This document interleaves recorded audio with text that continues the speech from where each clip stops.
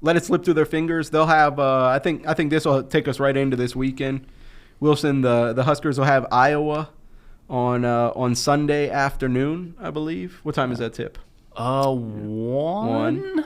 Early afternoon. Yeah. Good for our deadline. I think it's 1. I'm not positive. 1 noon. They're all the same. Yeah, they really are. What is time but just like a social construct? Yeah.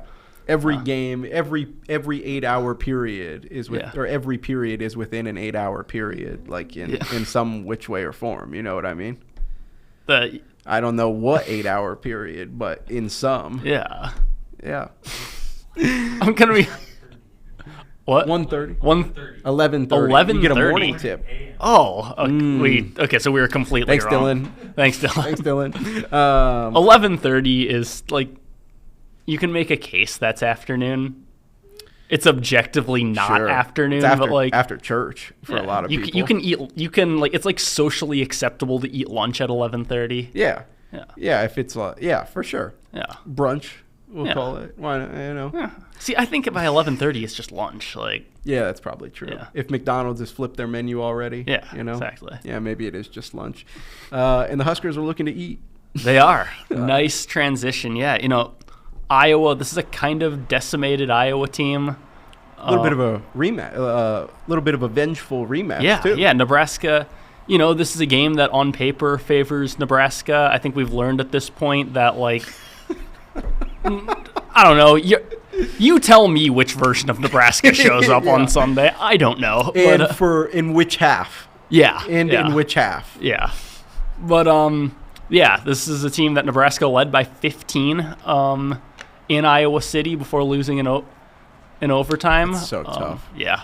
They another one that's just like, Nebraska didn't play well in the second half of that game, but like Iowa just made some insane shots. But yeah, so they come to Lincoln with Nebraska obviously needing a win.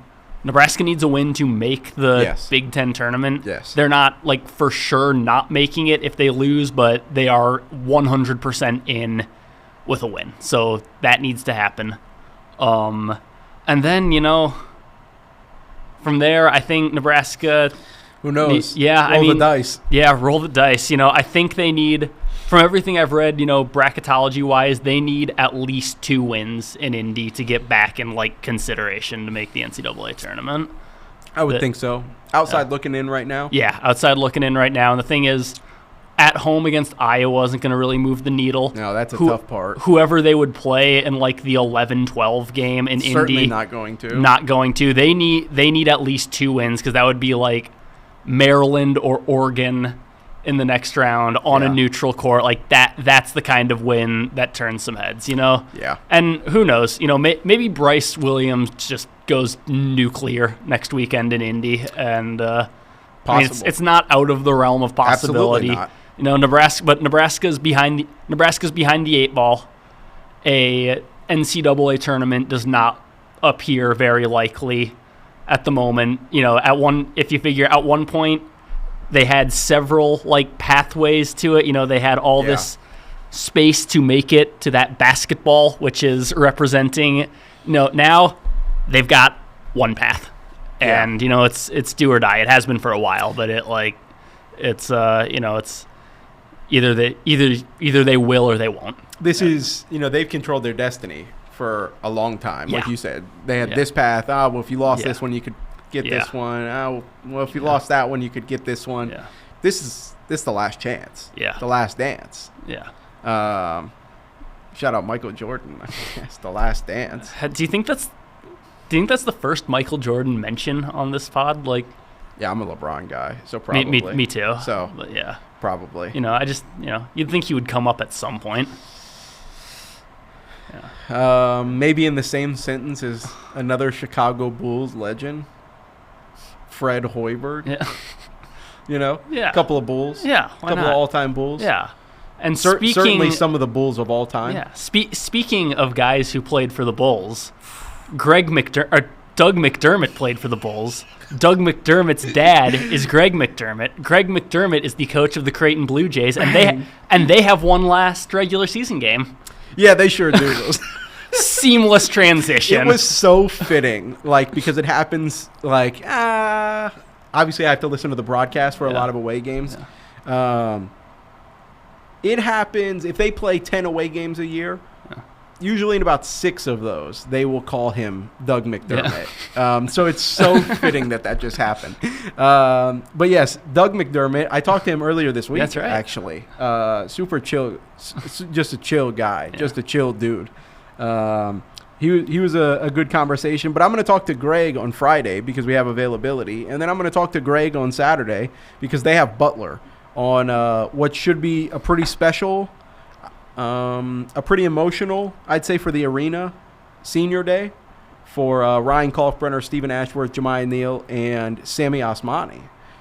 Should be, I mean, that's one of the top 5 players in program history, no matter how you slice it, no matter how you view it. Like, in a lot of statistics, he's only behind Doug. So one of the top players in program history. He's going to be honored, and obviously Stephen Ashworth has been invaluable to them over the past 2 years. So as has Jemiah this year and everything Sammy's done. So it'll be a really emotional day, really cool day. But the fact of the matter is I wrote before that Seton Hall game that after the Xavier blowout, Creighton needed to find its footing. Like, it was kind of flying on 2 left wings at that point. Like dancing on 2 left feet type of thing. Because if you have 2 left wings, where are you really going? You're going right, apparently. In a circle. Yeah. You're going, I don't know physics enough to. I think you'd go right. You'd go right. We can say we'd go right. Look, we can leave that to the people who have a physics podcast. This is a basketball podcast. We got any bird watchers out there? There'll be about 17,000 of them at the Chi on Saturday. But the Jays are going to try and fend off Butler. It would be, again, not a needle mover, but it would be good for them to beat Butler handedly at that to get momentum, because it is about self-assessing at this point in the season with this kind of schedule for Creighton heading into the postseason. And so, again, they're probably going to feel good if they beat Butler, but it's not like, oh, man, we just jumped seed lines. We beat Butler. Like, no, that's not what's going to happen. So, really, you're trying to not lose to Butler so that you can have a semblance of momentum heading into the Big East tournament. And I think they should. They beat Butler by a couple of buckets at Hinkle in early January. That started that 9-game win streak. The season saving 9-game win streak started at Hinkle. So Bulldogs and Thad Matta are going to come to Omaha looking for revenge. Will they get it? Nah, probably not. But but who knows? And then Creighton's going to go to the Big East tournament. If they win on Saturday, they're the 2 seed definitively. If they lose, a few things have to happen for them to fall. But I think an 86% of scenarios is what somebody put out. They are the 2 seed in the Big East tournament. Right now, bracketology, well, let me backtrack really quick. First off, they're trying to win their first ever Big East tournament title. If you go back to a year ago, I wrote that really long story about Ryan Kalkbrenner. Excuse me. And his thing was, I don't care what I do at this point. Yeah. And he's obviously come back and done even more this year. But at that point, he was like, I don't care what I do. Like, I don't care if I win a 3rd straight DPOY. I don't care if I'm first team All Big East. I don't care if I'm an All-American. I want to win. And I talked to him right before the tournament, and he was like, I want to win a Big East tournament title. Like, I haven't done that. I want to. And he wants to be a part of the team. I'd imagine that fire is only burned more in the year since we had that conversation. He wants to be on the team that does that for Creighton, that brings a Big East tournament title home. I think they've been in the championship game 4 or 5 times, and they've lost all of them. So they've been there. They've been right there. Unless that happens, I think the Jays are going to be on that 8 line. Yeah. Come the NCAA tournament. Maybe if they I think right now it'll work out where they'd either play like Georgetown or Seton Hall, so it would be Georgetown. Yeah. And Georgetown's played them tough, obviously. Yeah. So who knows what would happen there, but I think for them to jump seed lines and maybe maybe get to a 7, they would have to beat UConn. Like, they would have to get to the title game, because right now they'd play UConn Friday night in the semis. Yeah. And that's kind of the only way I think that you could move up to a 7. Otherwise, it looks like they're going to be on the 8 line. Yeah. Maybe the 7, I don't know. But for sure the 8 right now is what it looks like, which is not favorable, I'd say. Like, you don't want to have to scrap and claw with a team that's somewhat similar. I think this might be the toughest 8-9 line in, like, as far back as I can remember. Especially if you get Auburn. Yeah. If you get Duke. I just mean, like, the teams on the 8-9. Even like the 9 seed they could potentially play. Like, absolutely. And that's not even to put it. So that's the fact that Auburn and Duke are both just Death Stars. No, man, you just went 12 rounds in an 8-9 matchup against like Illinois or someone like that. 48 hours from now, who do you have? Looks at the schedule. Yeah. Auburn? Yeah. Good luck. For any 8-9. But the 8-9 right now is like Gonzaga, Baylor, Illinois, Creighton, UConn. Yeah. Like, you telling me I want to play any of those? Yeah.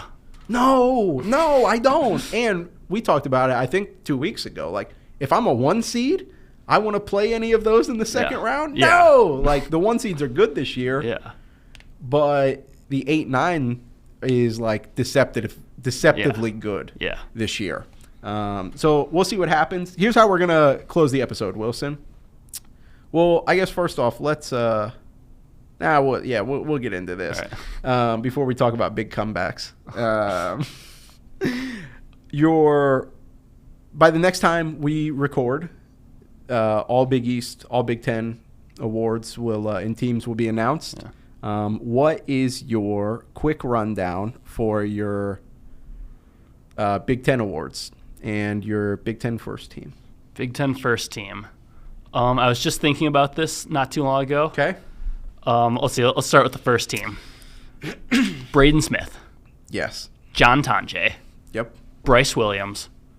Trey Kaufman-Renn. Derek Queen. Yeah. It was really hard to leave both of Michigan's big men and Dawson Garcia from Minnesota off of there. But it's just, it's a gauntlet, There are a lot of deserving guys. Yeah. Who's your player of the year? What do you think? That's a tough one. I have been going back and forth between Smith and Tonje for like 3 weeks, and I'm still not 100%. Okay. I have said Braden Smith all year. Then Purdue kind of faltered, and Tonje was on a heater, and I think he edged slightly in front of him for me. Okay. And then Smith had that performance against Rutgers like 2 nights ago, and that made Braden Smith. Go Braden Smith? Yeah. Okay. That I reserve my right to change my mind, but by the end of the regular season. Who's your depoy? Depoy? Do they do one? Do they do a defensive player of the year? Yeah. I mean, you're putting me on the spot with this one. That's all right. You can skip. Yeah. Well, let me come back to that one. Yeah, sure. I do know. So I have a vote for like the AP ballot. I mean, it's not the official one. Sure. Does Eric Olson do it for Big East as well? No, he does not. He's the organizer for the Big Ten one, so that's shout out Eric Olson. Yeah, he's the man.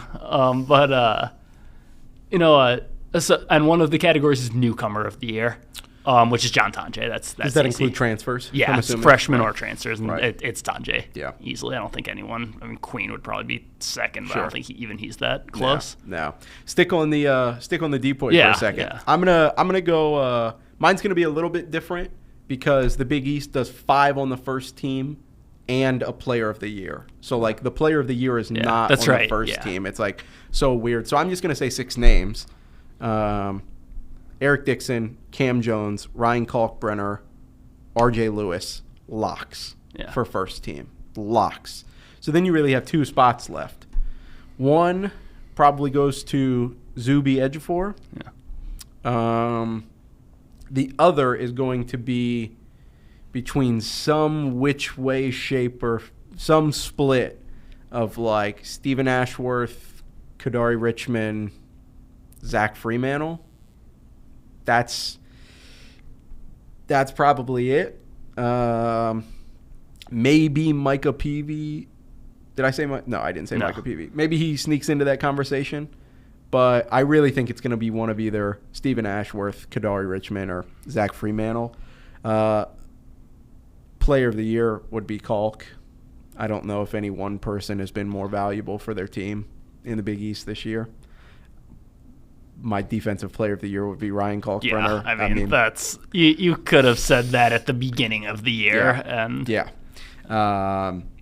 And my freshman of the year, because they do not do newcomer of the year, I think someone told me they might be evaluating that for the future, but it's freshman of the year this year. I could see. I wouldn't mind if conferences split it up and did a freshman of the year and a transfer of the year. Yeah, I wouldn't either. We're in that era. Yeah. Like, you can do it. It's okay. Yeah. Transfers aren't going away anytime soon.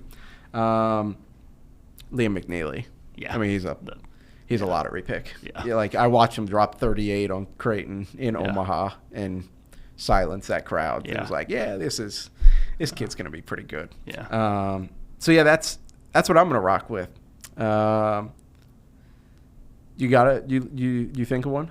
Yeah, it's interesting because the Big Ten doesn't have its like dominant rim protecting centers like it did in previous years. No. Trace Jackson Davis, Edey. So I'm gonna go a little under the radar here. Yeah, why not? Give me Anthony Leal from Indiana. Yeah. He is a glove on the perimeter. Okay. Cool story. Kind of gone like.